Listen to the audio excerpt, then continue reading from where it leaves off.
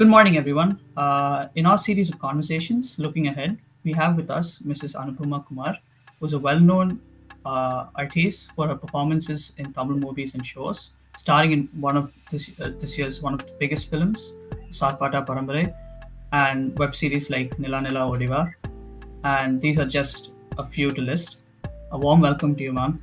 Uh, Thank you. Thank you, Dheeraj. uh, last year has been really trying for everyone. So, how has it really impacted you, like professionally? Professionally, I wouldn't say it's impacted me. Um, that is, as an individual, it's not impacted me. But as you're aware, this, like any other industry, entertainment or service, is a it's a teamwork. We have to take care of each other. We have to take care of the other people. There are so many departments. Like at any point of time in the production of a movie, there are about 200 to 300 people involved, and we have to take care of all of them. And yes, few are not as fortunate as me. I do have some backup. This is not. How do I say this? It's not really a profession in the sense that I'm not looking at it as my sole source of income. So personally, I was okay in terms of finance. But I know that a lot of people got impacted, and one of the biggest reasons why, despite the pandemic, the film industry started working a little earlier than other industries is this: that we have to take care of our own. We have to take care of right down to the light man and the studio in charge and all those people, spot boy. All these people are working on a daily beta, Yeah, so they definitely need to work. I mean, they don't have much of savings. So uh, when it comes to the let me say, the people higher on the pyramid, like the producers and the actors, one does have to cooperate and finish projects that one started, or work on new projects, so that everybody down the line has some kind of livelihood and is able to survive this kind of a situation. So I was saying that people at the top of the pyramid, like the producers and the actors, they do have to start working again, even if it doesn't impact them personally, because they their decisions affect the people down the line, and we have to take care of the livelihood of everyone down the line. So that is why the film industry started working quite early, despite the dangers, because there's always a large group of people.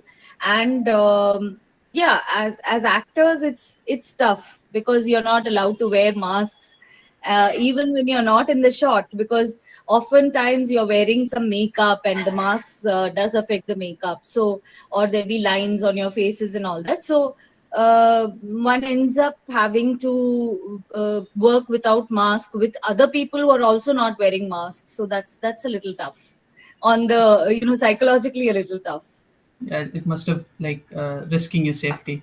To Yes, yes. Yeah, Which is why the other people are considerate, people who, whether it's the hairdressers or people who come close to us, on a regular basis, the hairdressers, the makeup artists, and the other actors. When we are not in the shot, we try to maintain some kind of a social distancing. okay, so since we just talked about this, I'm really keen how like the production side of films and shows, like how did they develop, and you yourself have like started a couple of projects during this whole time. So how was your experience working in this new atmosphere? The new atmosphere was very tough to get into. I mean, especially as an actor, I'm also a mom. I mean, I have a 16-year-old son, and my aged parents and in-laws have been living with, close to us. So we've been basically caring for them during the pandemic. So for me to get into this, at a time like this and go expose myself. Uh, and be a potential carrier was not a very easy thing to handle. But I couldn't say no for two reasons. I mean, one, like I said, we have to support the industry because the livelihood of so many people depends on that. And the second reason being that there was so many films that had been stopped midway. Sarpata Parambara is one of them, which was shot before the pandemic, and half was shot after the pandemic. So there were so many such films that I'm a part of, which I'm still trying to complete. I mean, there's Pizza 3, Uh, which started before the pandemic, and we're still shooting for it. So we did lose a few people on the way. I mean, I think you've gone off, Dheeraj. yeah, it just went static for so. Okay. I think you stopped at Yeah. so. Yeah. So yeah, we did have a few tragedies on the way. We lost a producer, we lost an actor uh, in one of the productions, and it's quite heartbreaking and disheartening. But one has to do it. One has to go back to work. One has to take so many precautions, because after a year, one is stepping out, into the big bad world. So it was very tough psychologically, and as far as the productions were concerned, they were very considerate. um, they did end up of course, we all went for a cut in salary, but they did end up giving us separate caravans or separate rooms, so we don't have to interact with others, and we can maintain some kind of social distancing in between the shots. So yeah, they were pretty considerate about all that. As everyone has been gone through the last year, like being have to sit inside their home the whole time, and especially artists like you, like how did you like keep your spirit alive in this like very tough situation, and how did you like express your um, I don't know, like your creative energies flowing in this tough time? I don't think the artist in me was dormant. I guess the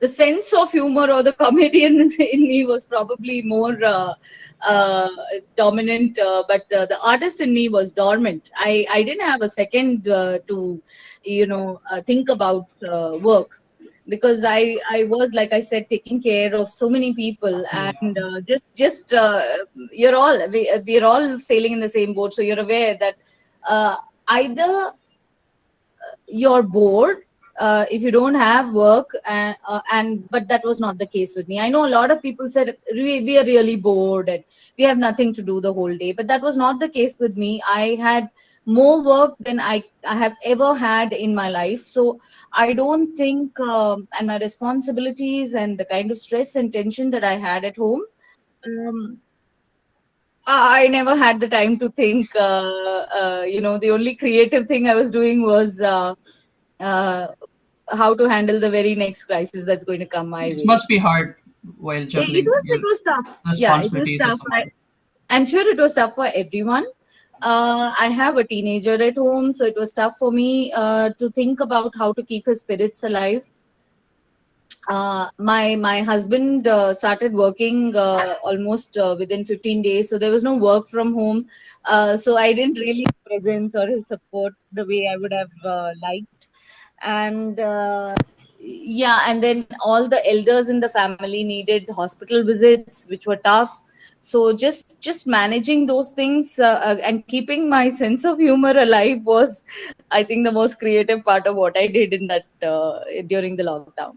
So, is there something you would like to tell the people watching? As far as the youngsters are concerned, as far as you guys are concerned, I don't think I could have handled it as gracefully and with such amazing spirit and such positivity the way you guys have handled it. If I was 15, 16, and I had to be cooped up at home with no social interaction and uh, online classes. I mean, it's not like you guys have time to just while away. You've been studying and you've been giving exams and board exams, no less, and handling all the stress. You went off for a minute there. Yeah, you went off for I a think, minute. yeah, Yeah, yeah. I mean, you go. yeah, I think it caught up at board exams, ma'am. So we can yeah. go just the So sentence before. you guys have been amazing. You guys have given exams, board exams, no less, by under these circumstances. So I have to say I'm extremely proud to share the same earth with guys in your generation. I um I there is no other word. I'm just so amazed. I'm so proud of the fact that you guys are handling it so well. And The only advice I can give is continue with this, continue with the same spirit, continue with the same attitude. This has to pass, this too shall pass. I think the after effects psychologically and physically of this pandemic is going to be there for a few years. We have to learn to live despite it. I know there are people who say live with it. I'm not very sure whether I condone that attitude, because you have to be always aware that it's there, it's right around the corner. So living with it means that somehow you're accepting that it's there, and somehow you're okay with it. I'm not okay with it, and I would not slack my security and safety and corona protocol under any circumstance. So no, but we have to live despite it, despite knowing that there is danger lurking at every corner. We have to live through it, because, well, if you have to survive it. That's the whole point. I mean, it will pass, and you have to keep yourself safe till then. So it's been a great pleasure talking to you, ma'am. You've given like Thank really good you. insights through like your experiences and like with your in the cine world too. So thank you so much for just taking the time to Wonderful talk to talking us. to you too, Dheeraj, and wish you guys all the best. And I know it's 12 standard, so okay, it's important, but don't take anything in life so seriously. I mean, it's important, but you need to live your life. You need to breathe.